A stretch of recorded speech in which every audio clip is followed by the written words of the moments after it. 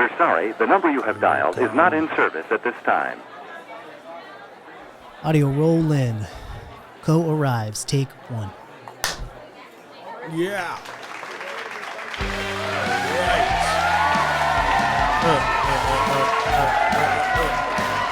Tangle.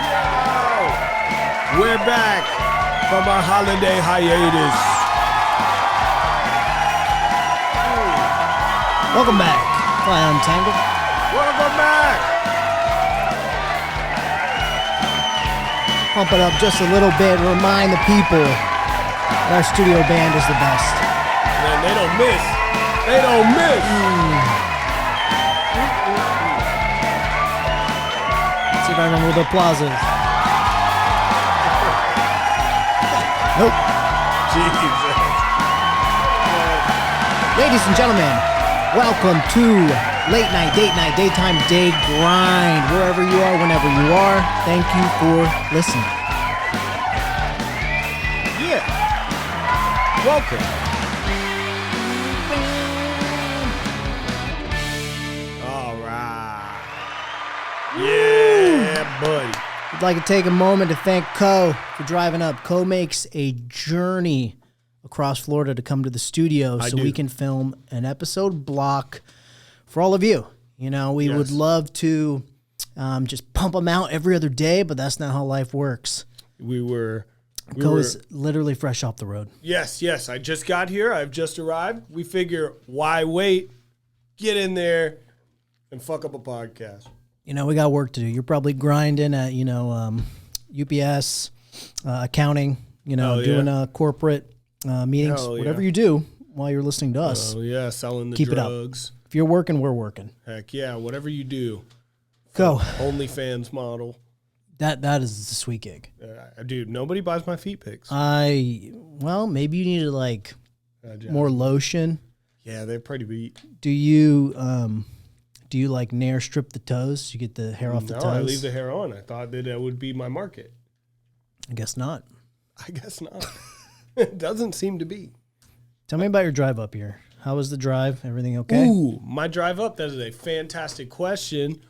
Almost died, but it was one of those... almost died? Or maybe it was just if I were less a driver and that guy didn't catch himself at the last second, there could have been potential. So give me the breakdown. So you're driving your car. Your car's a stick, right? It's not, but Tiltronic or whatever. Okay, it's a little racy car looking. For some reason, I thought it was a stick. Either way, so then that's probably maybe a little easier to manage. It's like a girl race car. So you're driving. No offense to girls who actually have race cars. This is like the one for wannabe girl racers. Maybe you've heard of it, a Lexus IS 250. F Sport. But anyways, I was driving down a ridiculously long bridge like you tend to have in your neck of the woods. There's a lot of water in Florida. A lot of water. So on either side, I'm surrounded by nothing but ocean. And this guy who's in an F-250 with a giant trailer behind it that's built to hold maybe a Bobcat or something like that. It didn't have the Bobcat on it, but had one of those massive trailers behind him. I'm passing him in the left lane like you do. For people who don't know, our Miami drivers, the left lane is a passing lane. You're supposed to pass in it.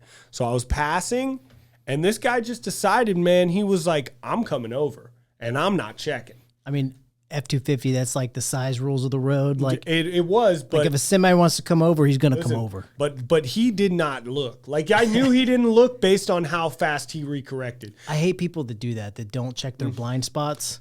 I wasn't even in the blind spot. I was coming up, I was going to clip the trailer, right in, the trailer was going to take me off the road, but, he's got a trailer behind him, so I'm not in a blind spot. He was probably, in his own world. He was. Kind of driving he didn't have a trailer. You know how I know he was? Because what did I do, right? He comes over, he goes, oh, my God, and he recorrects, and I slam on my brakes, and I do a little, weave into the emergency lane. Yeah. What do I do? He forgot he had the trailer. I think that might have been what happened. What do? I pull up next to him because I got to see this idiot. Let me pause you there. Let me pause you there because that is a funny common thing that we all do.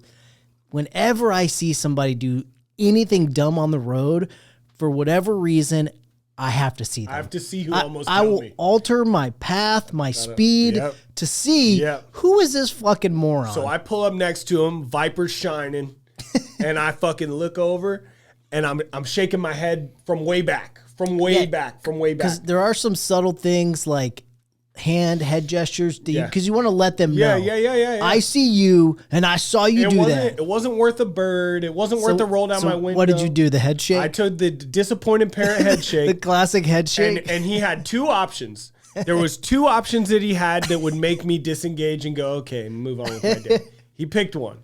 He picked the funnier of the two. So the first one is a very respectable move. When you blow it driving, when you just mess up bad, and somebody pulls up next to you to tell you you're an idiot, and you wave. Yeah, you give them the I'm so sorry. Hand up, I'm head an idiot. down. Yep. I'm an idiot. Hand up, head down. Yes.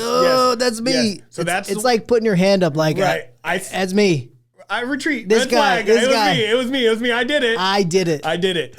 So he didn't do that one. He did not do that one. He did the funnier one. He did the funnier one. I pull up next to him, and he just pretends he has something going on in his center console. Like he literally like pretends to pick his nose. Like, I don't want to look at you.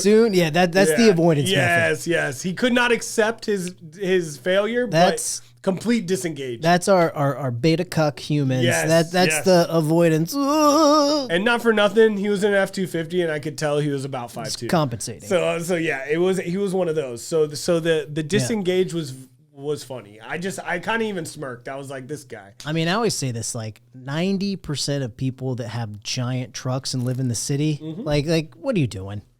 You are not using a 12,000 capacity tow truck. In his defense, he had a trailer, a big one. So he had that going for him, but he forgot he had it. Sounds like it's his first day with it. Oh, man, let me tell you, he shit himself. I saw it. Like, when you overcorrect too hard, like he was like, oh, God. When driving with a trailer, it's like, the tail of a roller coaster. That thing is going to whip. Wherever you go, it has a delayed response. It was wild, man. I thought I was going to have to call you with bad news, and even worse news that you had to come get me. Hey, you're dead. Hey, I got bad news. I'm dead. I don't think I would have died. Just like prison, Jesus gave me one call. Yeah, I would not have died, but my car would have died. Don't waste your one phone call on me for death. I will if I'm in Tampa. If I'm in Tampa and I need help, even if I'm dead, you're the only one I got. So you were the colonel. Yeah, I guess I'll go get your dog and I'll just put your car in the ocean or something. Yeah, whatever you got to do, bro. I'm dead. I don't give a shit. How funny would that be if you really did get one phone call at death, just like jail? I think it would give a lot of people a lot of closure. Yeah, that's true. I think it would give I think it would sweeten the deal a little more, at least. That could make death interesting, especially like. I'm surprised nobody's done that. Straight up phone call. Ring, heaven. Hey, ring. Yep. 1-800-777. Down below. Yeah. Or a text. Who would you, off the cuff right now, you crashed on the way outside of me, so any random city, who would you call? Who's your first call? Wait. If I'm dead? Yeah, your dead call. My dead call? Damn, dude. Who do you got right now? I would conference call my immediate family. Well, you only get one call, so you would call a family. Who would it be? Yeah, I would. It's tough. So here's my question: if they don't answer, am I fucked, or do I get a redial? That's up to Jesus or Lucifer or whoever runs the middle. I gotta call my dad. 3 stages. I gotta call my dad. My dad's the only one who consistently answers the phone. Because that's an important part of your one phone call. Yeah, because I haven't been to jail, but I would assume it's probably the same. If someone doesn't answer, they're like, "Oh, shit out of luck. Get in your cell." I mean, and let me be clear. I'm not just saying I would call my dad because he'd answer. Like, obviously he's up at the top of the list. But that's an important decision. But yeah, he's gonna answer. Like let's say the odds of him not answering. Your mom never has her cell phone on her or whatever. She doesn't. So you got to. I can't call her. You got to play the odds. Yeah, 100%. Got to play the odds. Call my dad. Who you calling? Call my wife. I'm wife full now. That was a good so answer. It'd have to be the wife. I won't tell her the truth. The truth, I would call your dog Kai. Thank you. I knew that. Kai, I just wanted to verbal pet you one more time. Just call Bucci and tell him he's a bitch one more time. Yeah, that would be cool. Hey, fuck That's you. one of my friends. I'd just tell him off. I hate you. This is your fault. But I love you. No, why'd you do this? It's always you. I guess that's what I'd do. Yeah. Interesting. What other random like things you would get if you died? Like a one pass, like one call. What else do you think would be cool if they're like, okay, like maybe one scare, like you get one ghost Yeah, visit? one haunt, like one good haunting. Yeah. Yeah, dude. Who would you haunt? Depends on the terms in which I can haunt. Can I? As scary as you want it to be. But can I touch them? Can I move? It's like Ghost, the movie Ghost. Remember, he learns how to knock the books off the table. Yeah, you can't touch them, but you can give like a strong like ghost push. Like you can whiffle the air. So I could ghost push a shopping cart into somebody? Yeah, but not strongly. That's like I say, you can't do damage. It would more just like make your presence known. Exponentially, like it changes everything. Because I was gonna throw a fastball at my old Spanish teacher. But Miss Udlasek, I'm coming for you. Only if I die and get that wish. I don't really give a shit about you anymore. But back then, dude, if I could just trip her into traffic, yeah, it would be good. Dang. But that lady caused me all kinds of grief as a kid. Still thinking about you. Miss you. But no. If it's just like a one good haunt,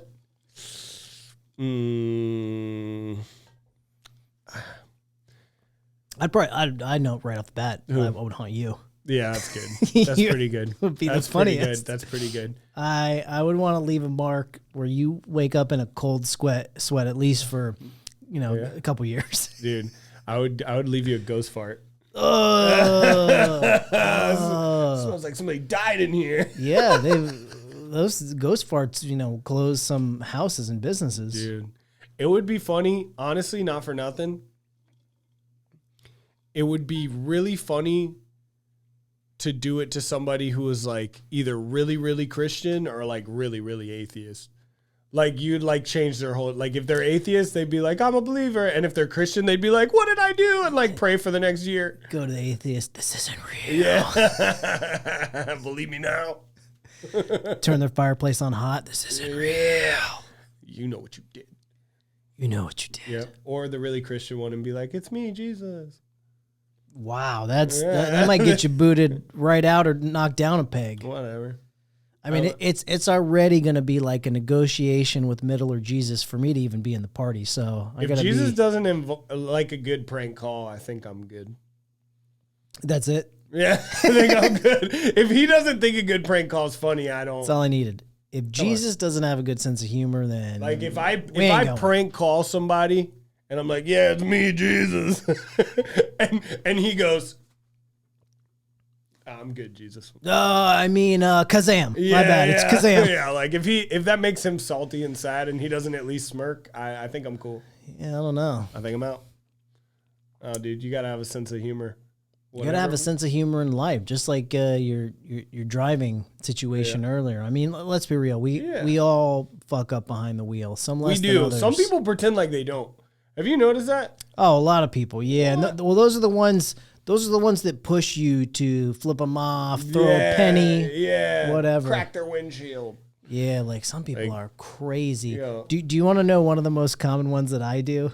When I drive somebody that I think does really something stupid, I do this one.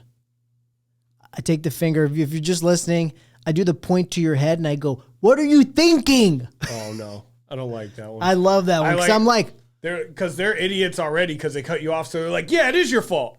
No, I give them the face like, use your brain. You know which one I do? What are you thinking? I do a different finger when I go,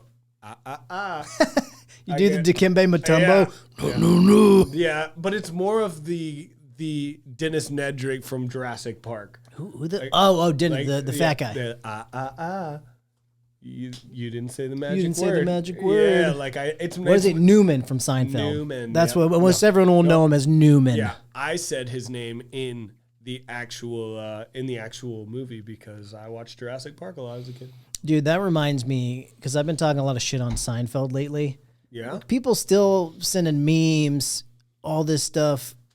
Seinfeld was think it was funny at the time, but I'm over it. It's like 20 plus years that show was on. I told my friends the other day, this got them a little salty, that Seinfeld was like a turd that won't flush.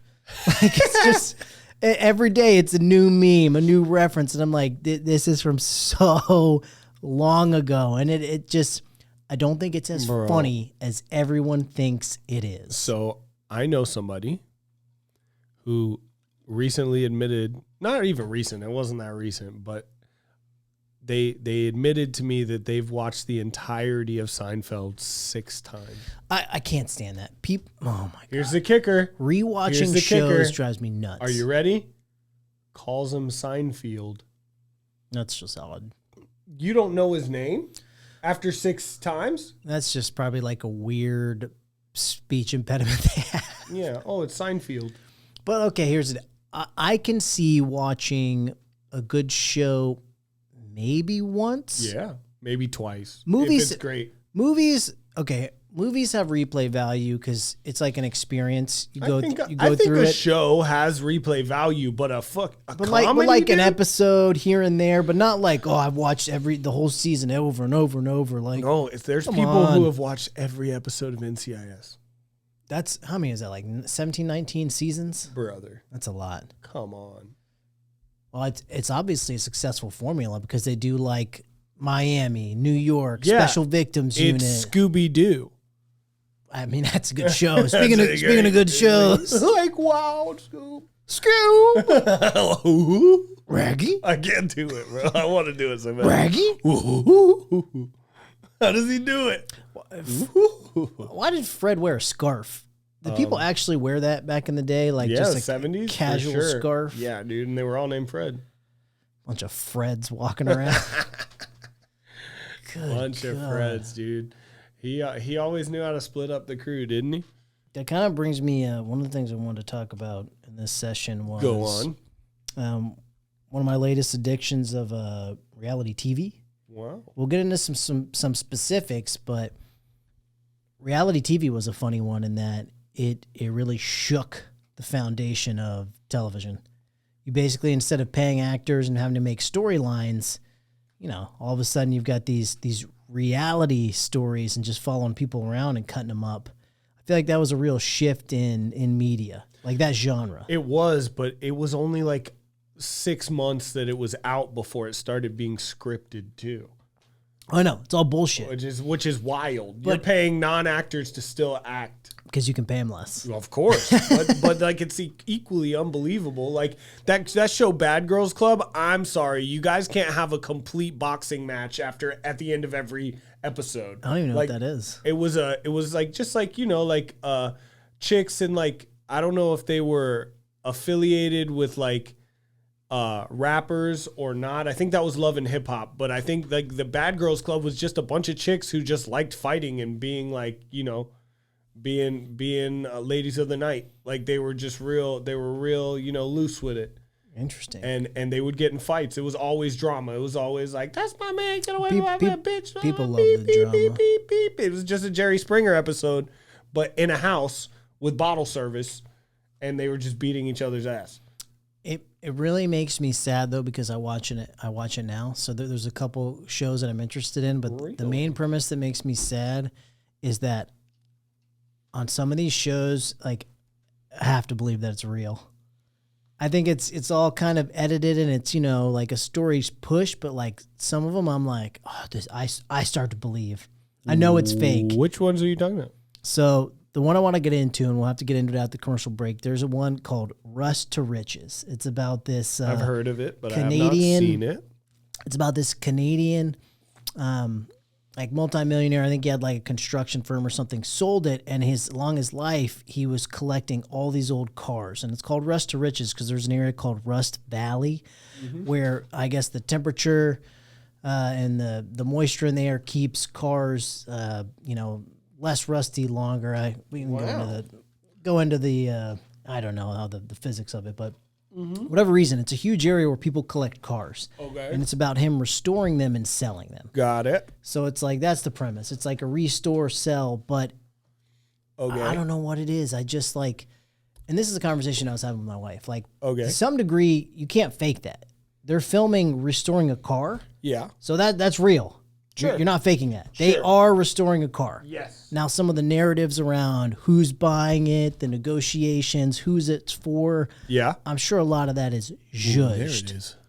But, oh, yeah, that sounds nice. Oh, yeah. But But you can't, like, some of it you can't fake. So, like, the reality cooking shows. Yeah, a lot of it may be fake. However, you're watching them cook something. I got a real one. So it's not fake. 1,000-pound sisters. Yeah, you can't fake losing 1,000 pounds. And you can't fake gaining it either. Those are some big girls. You know what? Big girls need a commercial break. Yeah, these two big girls do. We'll see in a moment. Think on that. I don't even know what the 1,000-pound sisters are. Wait until I show you. That's going to show me. That's going to marinate over this commercial break. We'll see you in a moment.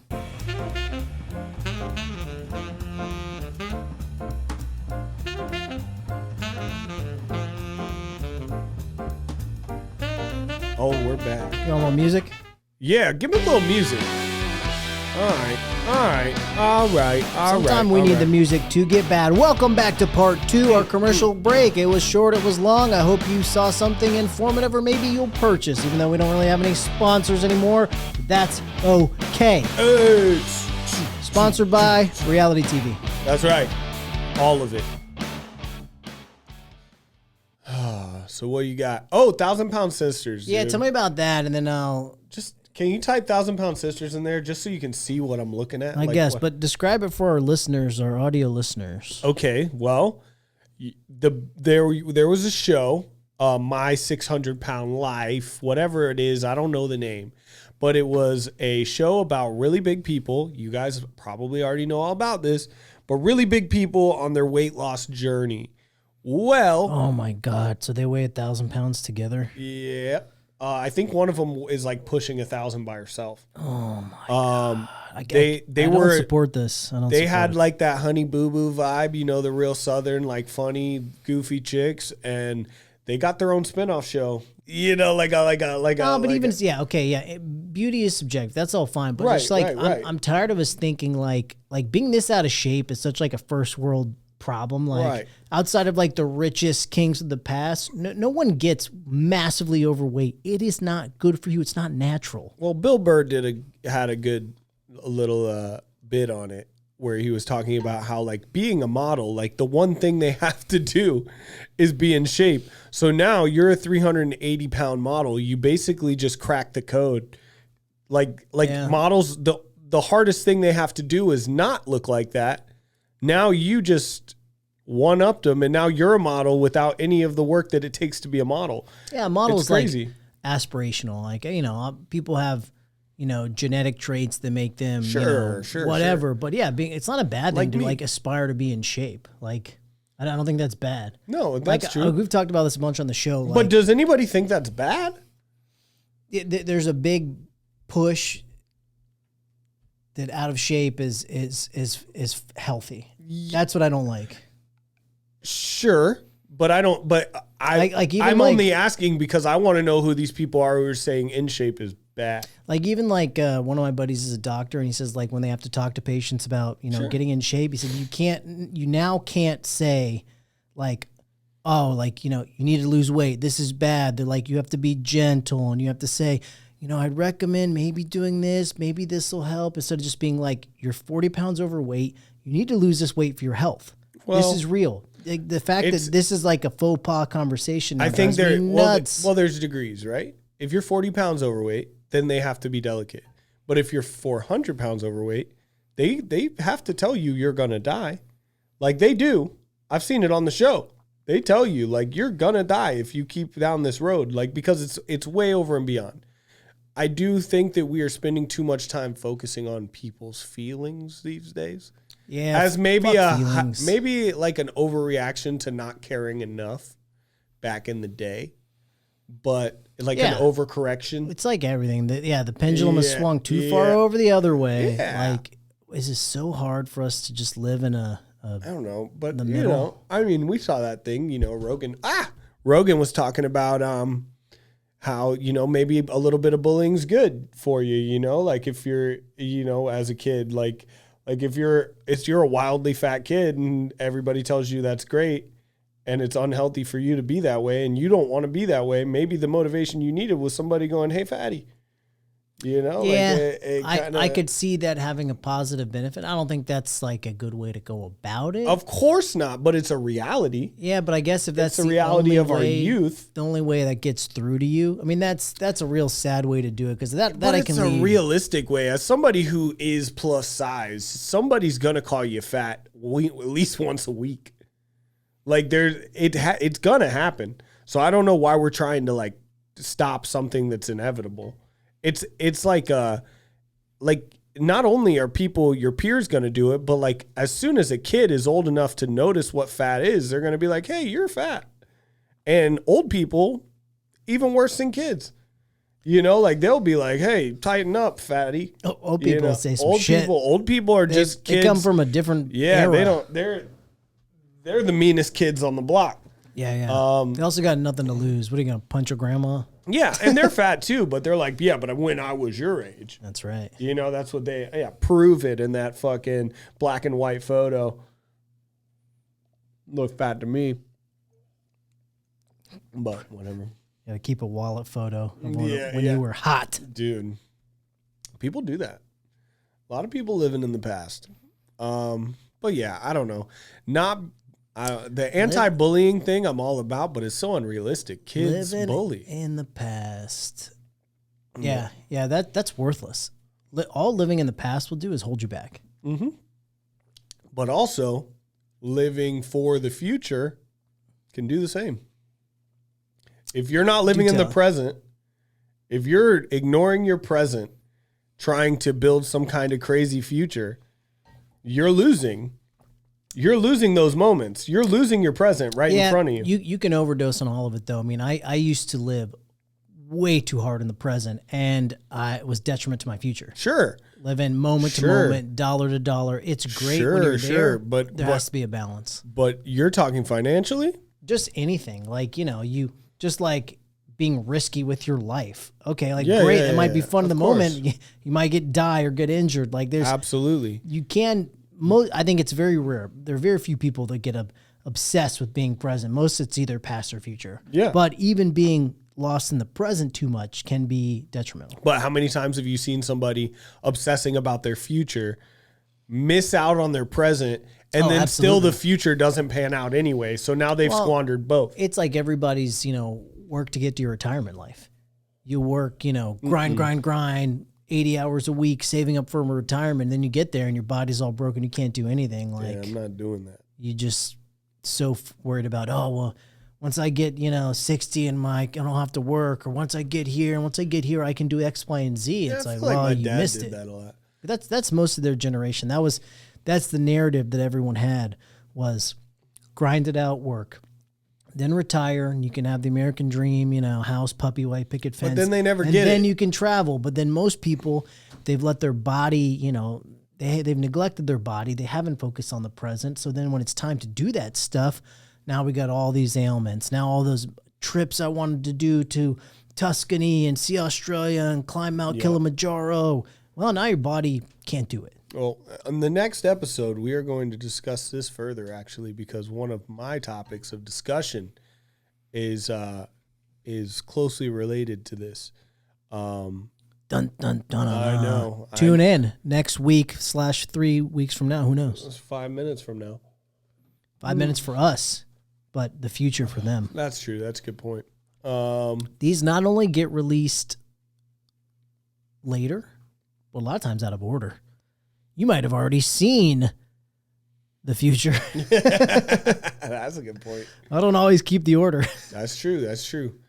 What other forms of entertainment have you been indulging in, sir, other than reality TV, which I am very surprised to hear? Oh man, this is gonna bring some other topics too, but I guess we'll go into this. I'm trying to read a little more. I've been really focusing on trying to improve my financial literacy. Ugh. Yeah, but no, it makes sense. It's definitely important. I'm just life changes, trying to move child. forward. I'm trying life changes, do tell. Yeah, well, like bills just get bigger. They do. Life keeps moving, so they do. Every time a bill gets smaller, I get so excited. Like anytime something, I couldn't tell you that experience. Oh, sure. Like if you pay off a credit card, your bills have effectively gotten smaller. I guess that makes sense. When I've when done you good no longer about- have a bill. I've done good about not. I just pay off my credit card every month. Sure. So I mean, yes. like other bills, like like you've had to have had some kind of loan or something. You've had to have you paid off a car or a cell phone or a yeah, I get what you're saying. Those bills go away. I guess I'm Yes. thinking more like, Netflix keeps raising their price. Insurance companies keep raising their price. Sure. Rent goes up and up and up. Like, Well, it's also a perspective thing, right? Like nobody likes to downsize.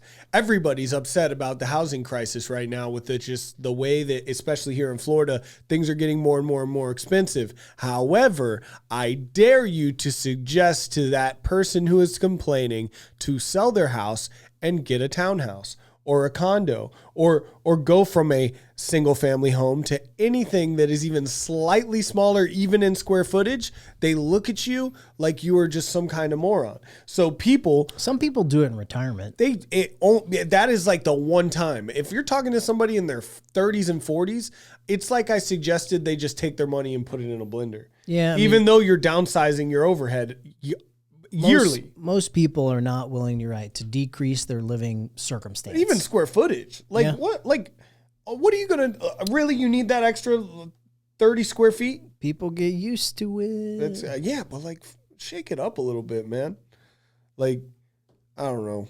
I get it, but it's just everybody's complaining. Nobody's willing to compromise or take a cut, take any type of livelihood cut to deal with it. People just complain. They just like to run their mouth. Well, and you can make those changes. I had a good buddy that realized he wasn't living the travel life he wanted to do. Mm-hmm. And so he downgraded his apartment, cut his bills way down, and started traveling like a madman. What do you know? It can be done, but it takes a sacrifice. He even quote unquote said, well, I moved into a shithole. I had a nice place, moved into a shithole, some of the lowest rent I could find, so I could save up and spend that money on travel. Yeah. And he did, and he was happy, but it took that sacrifice. Of course. And it's about what's more important to you. Some people will value their day-to-day home over travel potential or, Sure. buying yourself a new car, whatever it is. And that's just a personal decision. Yeah, I get it. I also have noticed it is weird that with housing increasing, most of the people complaining are people who already own a home. Yeah. Shut up. Just shut up. Yeah. We looking for a home. Yeah, we renters want you to shut up. Yeah. Just shut up. Just go to your home and shut up a little bit. How about that? Shut the door. Shut the fuck up. Shut the fuck up. Where houses are going up. I'm gonna go to my house now. Shut up.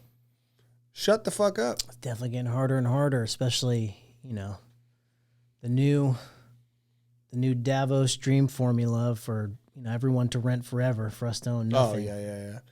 Yeah, well, I'm gonna try though. I'm gonna try to own something. What do we own at the end of the day? I don't even know. I mean, the taxes keep increasing. So Yeah, property taxes are wild. So Paying are taxes we on something you already leasing? own. right. So is it a lease? Alaska, no property tax. Yeah, for good reason. Everybody there is either weird or. Anyways. That's probably what they say about us. Yeah, but come on. Alaska's been founded. Those lower 48s. Yeah, they would talk like that. That's what they call us. They're weird.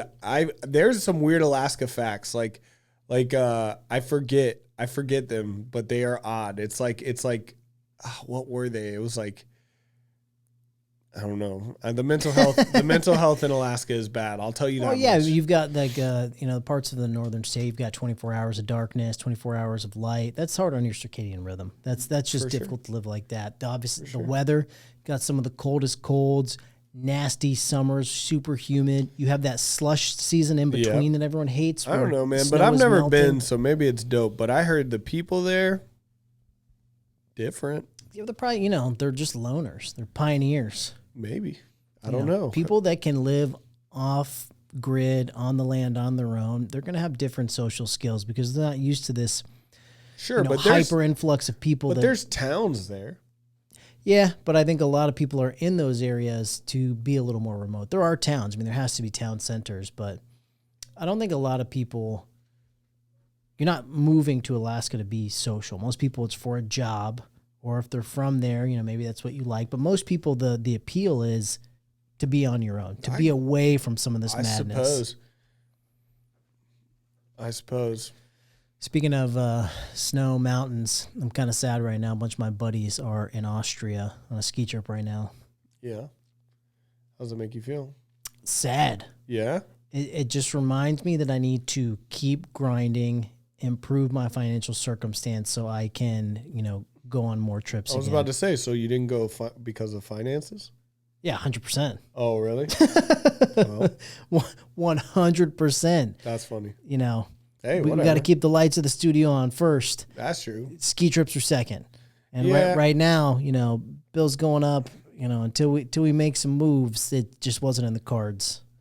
But like Austria though, like do you really feel like, dang, I wish I was in Austria? Yeah, it's the Alps. I've snowboarded the Alps before. It's sick. It's some of the best mountains on the planet. So you've gone before? Not to Austria specifically, but the Alps. Okay. So, but just because you go to the pool once doesn't mean it's not awesome. Go to the pool again. That's true. I went to the pool once this year. That's it. I had a great time. Maybe I'll never go back. Yeah, I mean, it's clearly not a once in a lifetime opportunity. You'll figure it out. You'll get there. What kind of blows my mind about the Alps is just the scale, the size of the mountains there. I mean, it's just so much more vast. They're Alpy. It all sounds like a dog phrase, Alpy. Oh, funny you say that. You just talked about another one of my topics. We're gonna have a pet cast. Oh, nice. Yeah. I like the sound of that. Pet cast. I really thought for a moment there you were like, nice. That's one of my other topics, and then you just stopped, like you weren't going to say anything. Well, I thought you were going to pick up what I was laying down, but I guess I left it a little open. Like, you were waiting for an explanation. I was like, well, or just anything. You're like, oh, nice of you to mention. Like when I said Alaskans are weird. I was like, Alaskans are weird.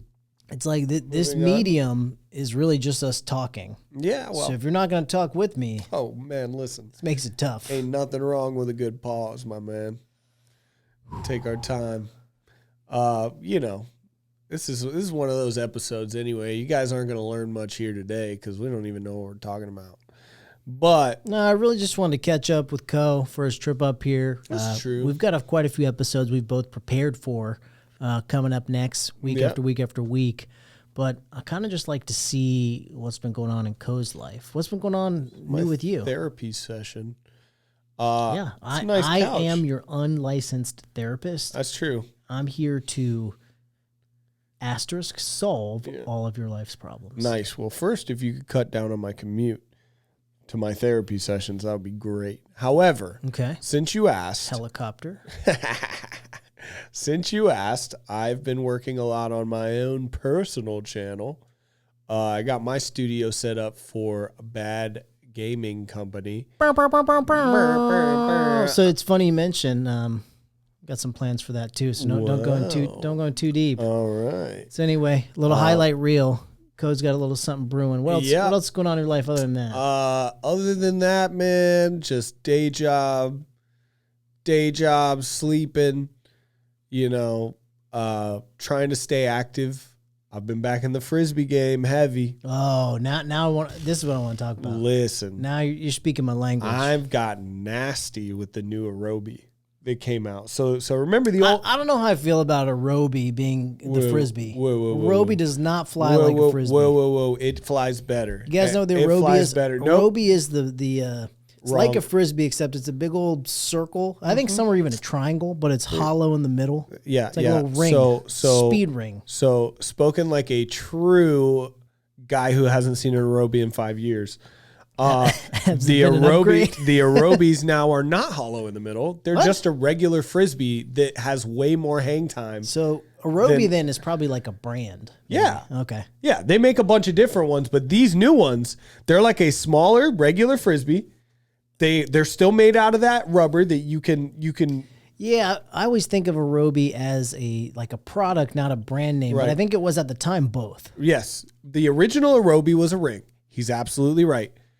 However, the new one, they've closed the gap. There is no hole in the middle. It is now a regular Frisbee that is light, but has immense amounts of hang time. I don't know how I feel about that. I kind of like the hole in it. Once I start, don't we all? Once I start launching you ones that you get to run down for a mile and catch and just like grab it out of the air. Yeah, but one of the most fun things about the Roby was catching it in the middle. Where you just shoot your arm in. Sure. And it just rings around. But that ring was so hard to control. Oh yeah. This thing, and it goes almost too far. I'm a surgeon. And don't get me wrong, I have ultimate Frisbee grade, the ones we used to play with. Now they light up and shit. I have badass Frisbees. Every time I play with it, I'm like, where's that Arobi? And that's crazy to me because I love the high impact, heavy Frisbee, hits you in the palm. Yeah. Like you launch it and you really feel the muscles. Like you're like, dang, I really I'm sore. Who are you aerobing with? Have you found like a new social club? Are you playing ultimate? I'm Frisbeeing / aerobeing with friends.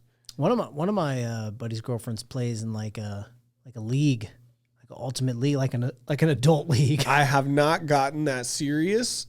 For me, it's just good cardio. Now that I got my throwback, I can really like place them to give somebody a good run around. And I think that's the most fun part about it, is just, chasing them down and actually getting good.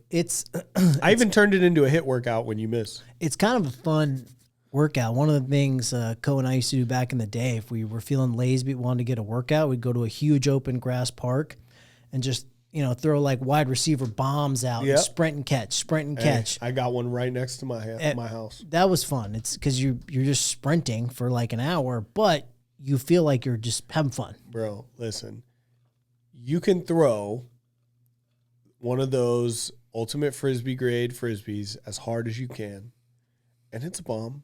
And you love it, and you enjoy it.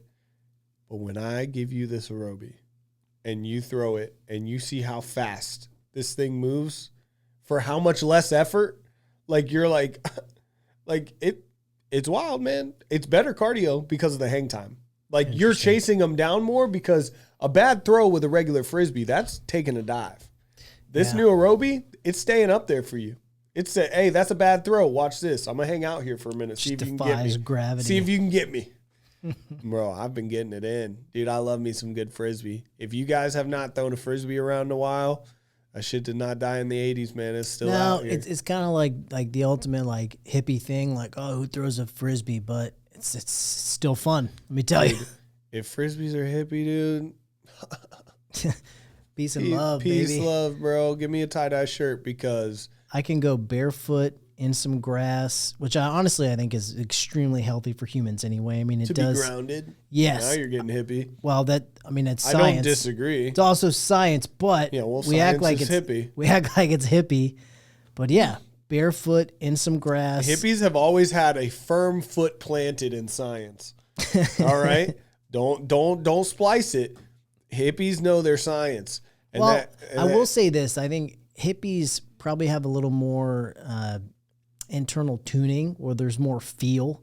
So like you feel like something is good, that's probably good. I think we've lost. But they're also big science believers. It's always been the conservatives that have always been like, it's Jesus.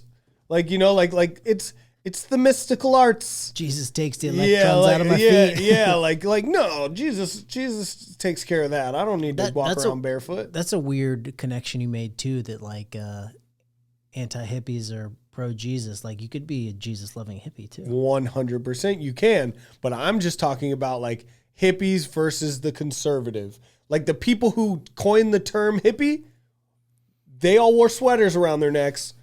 Bunch of suit bureaucrats. Yeah, like the guys who were calling people hippies, those guys really like a good Bible and a good story from John. Hippie, I think, is a positive thing. I think like so that. Too. Because what's like the main messages of the hippie?